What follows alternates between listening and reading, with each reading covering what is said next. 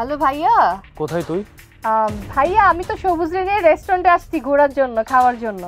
আচ্ছা ঠিক আছে, তুই একটা কাজ কর তো, রেস্টুরেন্টের ঠিকানাটা দে, আমি তোদের ওখানে আসবো। না না ভাইয়া, তুমি এখন কষ্ট করে কেন আসবা?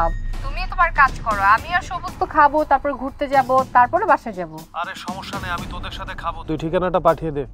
আরে ভাইয়া, আমি তোমাকে বললাম না যে আমি খেয়ে ফেলছি, আর এত কষ্ট করে আসার দরকার নেই। আর তাছাড়া আমরা তো সিলেটের টিকিট কাটছি, আমরা তো একটু পরেই বাসে উঠবো। আমি আর সবুজ সিলেট ঘুরতে যাচ্ছি। ও আচ্ছা ঠিক আছে, তাহলে দেখা করিস এসে। ঠিক আছে ভাইয়া, তুমি কোনো টেনশন করো না, আমরা ঘুরে এসে তারপরে তোমাকে কল দিব।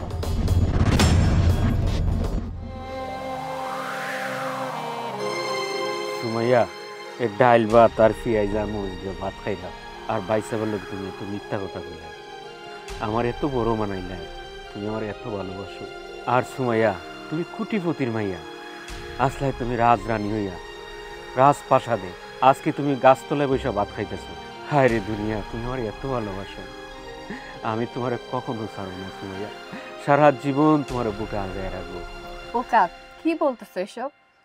আমি তো তোমার অনেক ভালোবাসি, তুমি আমার অনেক ভালোবাসো না?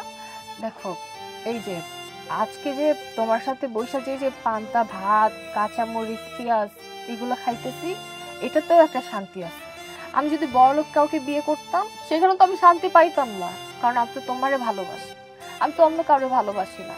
তোমার সাথে থাকতেছি এই ঘরে, এটাই আমার শান্তির ঘর। আর তুমি হয়তো বা ভাবতেছো যে আমি মিথ্যা কথা কেন কইলাম, কারণ ভাইয়া তো আমার অনেক আদর যত্ন করে বড় করছে। ভাইয়া যদি জানতে পারে আমি এত কষ্ট করতেছি, ভাইয়াটা মানতে পারবে না। বাহ বাহ, এই তোর 5 স্টার রেস্টুরেন্ট তাই না? ভাইয়া তুমি এখানে? হ্যাঁ, আমি দেখতে চলে আসলাম যে আমার আদরের বোনটা কোন 5 স্টার রেস্টুরেন্টে বসে খাবার দাবার করছে। আচ্ছা তুই আমাকে একটা কথা বলতো, তোকে কি ভালোবাসার কোনো অংশে কমতি রেখেছিল বাবা মা? আমি কোনো অংশে তো কমতি রাখিনি, তাহলে তুই কেন মিথ্যা কথা বললি? তোর যে এত সমস্যা চলতেছে, তুই তো আমাকে একবার বলবি তাই না? আসলে ভাইয়া, তুমি তো আমাকে অনেক ভালোবাসো, আমি তো তোমার কলিজা, তাই না? আমি চাই নাই যাতে তুমি জানতে পারো যে আমার এখন দুরবস্থা চলতেছে। তুমি যদি জানতে পারো তাহলে তো তুমি অনেক কষ্ট পাবা, আর আমি চাই না তুমি কষ্ট পাও। ভাই সাহেব, আপনার একটা কথা কই, আমি আপনার বোনের জীবনে কোনো কষ্ট দিতাম না। আমি জানি সে বড় ঘরের মেয়ে, আপনার বোন আমার এত ভালোবাসে, আমি আপনার বোন অনেক ভালোবাসি। আল্লাহ যদি বলতো পৃথিবীতে তুই কি চাস, আমি আপনার বোন নিয়ে যেতাম, সারা জীবন আমি বুকের মাঝে আলগায় রাখবো ভাই সাহেব। আমি আপনার বোনকে কষ্ট দিতাম না। আপনার বোন আমার এত ভালোবাসে ভাই সাহেব। আমার টাকা পয়সা গাড়ি বাড়ি অকলতই আসলো ভাই সাহেব, হঠাৎ করে ভাগ্য করবে আমার সব কিছু ধ্বংস হয়ে গেছে ভাই সাহেব। আমার সফলতা আসলো, এখন কিচ্ছু নাই, আমি সর্বহারা ভাই সাহেব। আচ্ছা, তোমার আর কিছু বলতে হবে না, আমি তোমার সম্বন্ধে জেনে শুনিয়ে এখানে এসেছি। কিছুদিন আগে আমার এক অফিসের কলিগ তোমার সম্বন্ধে বলল তুমি নাকি অনেক ভালো ছেলে। আমি জেনে শুনিয়ে এখানে এসেছি। আর এই যে বোন, তুই কি বললি তুই খারাপ অবস্থানে আছিস দেখে আমি কষ্ট পাবো? আরে তোর এই অবস্থান দেখে আমার বুকটা ভেঙে চুরমার হয়ে গেছে। তুই আমার বোন, তোকে আমি কত আদর করি তুই জানিস। আর শোন, বাবা তো মারা যাওয়ার আগে আমাকে বলেই গেছে যে আমি সম্পত্তি সব তোর নামে দিয়ে গেলাম, তোর বোনকে তুই ভাগ করে দিস। আরে বাবার সম্পত্তির ভাগ তো তুই পাবি, কিন্তু আমার আদরের একটা অংশ আছে না, সেটাও তো তুই পাবি। তাহলে তুই কেন আমাকে এগুলো বললি না? আসলে ভাইয়া, আমি চাই না তুমি কষ্ট পাও। আর সম্পত্তির ভাগের কথা বলতেছো, আমার কোনো সম্পত্তি লাগবে না ভাইয়া। তুমি খুশি থাকলে আমি খুশি।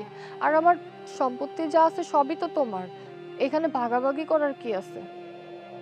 আর এতদিন তোমাকে কিছু বলি নাই, শুধু মিথ্যা কথা বলছি যাতে তোমরা কষ্ট না পাও। ছোটবেলা থেকে তো যা চাইছি তাই পাইছি, অনেক আদর করছো, সবসময় মাথায় তুলে রাখছো। তাই আমি চাই না এই বয়সে এসে আমি আমার ভাইয়ারে কষ্ট দেই। আর ভাইয়া, আমাদের সম্পত্তির প্রতি আমার কোনো লোভ নাই। আমার যদি লোভ থাকতো তাহলে আমি তোমার কাছে যে এতদিনে বলতাম যে আমার সম্পত্তির ভাগ চাই, আমি তার অধিকার খাটাইতাম। আমি যেমন আছি ভালো আছি ভাইয়া, সবুজকে আমি অনেক ভালোবাসি ভাইয়া। আমি চাই না সবুজের সম্মান নষ্ট হোক, আর তোমারও সম্মান নষ্ট হোক।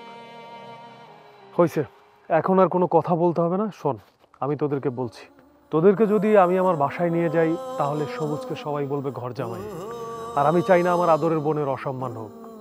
শোন, আমার যে জায়গা জমি আছে অর্ধেক তো তোকে দেবই, তার আগে যেটা করব সেটা হচ্ছে তোরা এই বাড়িতে থাকবি না, তোদেরকে আমি একটা বাসা ভাড়া নিয়ে দিচ্ছি। ওই বাসায় আপাতত উঠবি, তোদের জন্য আমি একটা অ্যাপার্টমেন্ট করে দেব। ওই অ্যাপার্টমেন্টে তোরা টোটালি ভাড়া দিয়ে চলবি, ঠিক আছে? তোদের কষ্ট করতে হবে না। তোর দু চোখের পানি দেখলে আমার কষ্ট লাগে। আরে ভাই যদি বোনের বিপদে পাশে না দাঁড়ায় সেটা কোনো ভাই? বর্তমান যুগে দেখ ভাইয়েরা কি করে, বোনদেরকে বঞ্চিত করে সম্পত্তি থেকে। আমি এটা চাই না বোন, আমার দরকার তোর ভালোবাসা, তোর দোয়া। তুই ভালো থাকলে আমার কাছে ভালো লাগবে। এটাই তো একজন সত্যিকারের ভাইয়ের হওয়া উচিত, তাই না?